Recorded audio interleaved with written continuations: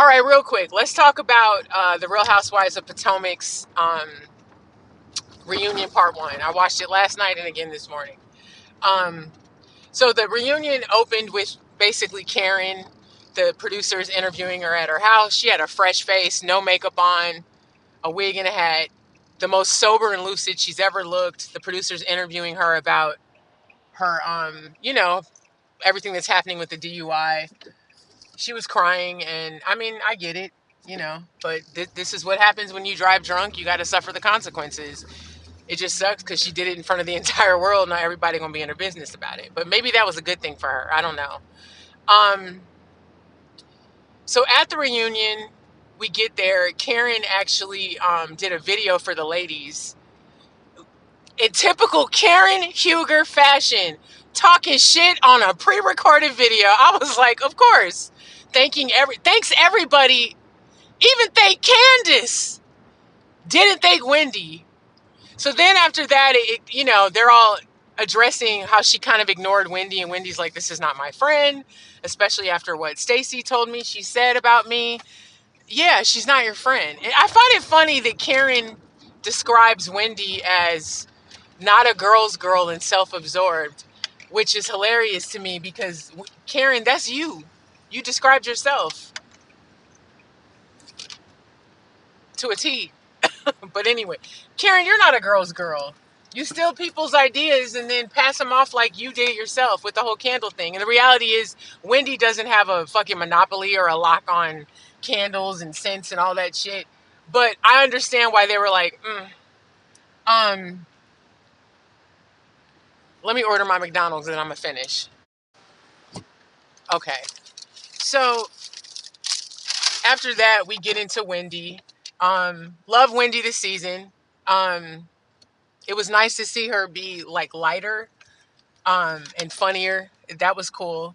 All right. I'm not going in order no more. Okay, so Mia, actually, they bring out Jazzy after like the third commercial break or second. I don't know. It was one of them. Number one, I would like to know how Jazzy got on this show. Who is she connected to? I feel like I don't remember that. I think Jazzy, I don't understand why she's here. I don't. You got on national TV to make yourself look crazy because that whole origin story with your dude is very suspect and it makes you look kind of bad. It makes you look crazy. And Jazzy seems like a smart, beautiful woman, just dumb with the man. We've all done it. I know I have.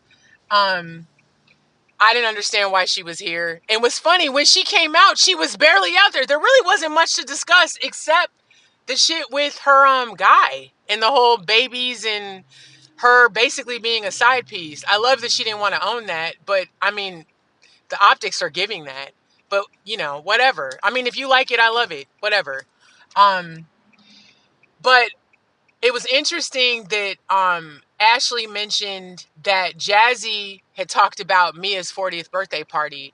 So basically, Jazzy and Stacey go into the story about how Mia had invited them to her birthday in Miami, her 40th birthday.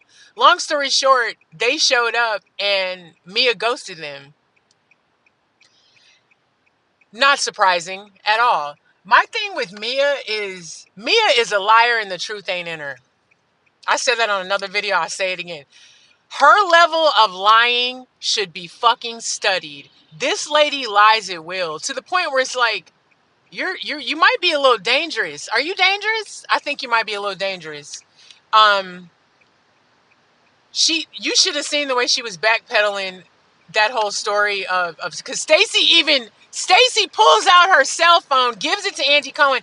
Andy's reading the exchange between her and Mia, and Mia's full of shit. Talking about, I didn't know you guys were coming. It went from, I didn't know they were coming, to I knew she was coming. She was coming to the dinner.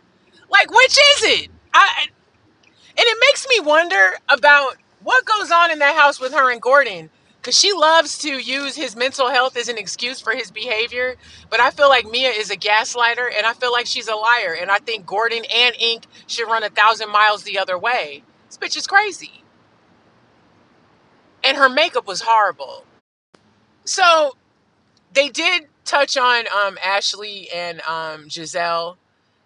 They were great this season. Happy for them. I don't want to get too much into that because for me, the Mia shit and the Karen shit was the biggest shit to me this season. But next week, so basically the episode kind of ended with them kind of going at me, not even going at Mia, calling her out on her BS. And she ends up, they have a break. She goes into Stacy's dressing room where Jazzy is and is basically she's trying to do damage control. She's trying to apologize. They were not here for it. Stacy was like, I don't believe you. I don't feel you're being genuine with your apology. And she wasn't. And then she brings on the waterworks, the tears, like that's supposed to absolve her of her bullshit. Just because you crying don't mean you ain't guilty. And for me personally, the moment I see tears, I'm done. Like, bye, we're out. You crying? You crying because I'm calling you out? Oh, okay. Okay. Next week is going to be good because I heard that TJ drops a bomb. I heard this in the blogs a few weeks ago, but TJ drops a bomb about Stacy and is giving Walter and Kenya Renegade.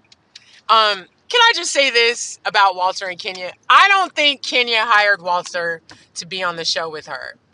I think they were lightly dating, and I think she alluded to the relationship being more than what it was, which is clear by what happened on the trip to Anguilla. I don't know how I got into the Real Housewives of Atlanta, but I just wanted to throw that in. So if Stacey did hire TJ, she could have hired somebody better because he didn't come off he didn't come off like he liked her too much. Especially in that last episode, the way he was acting, very bizarre.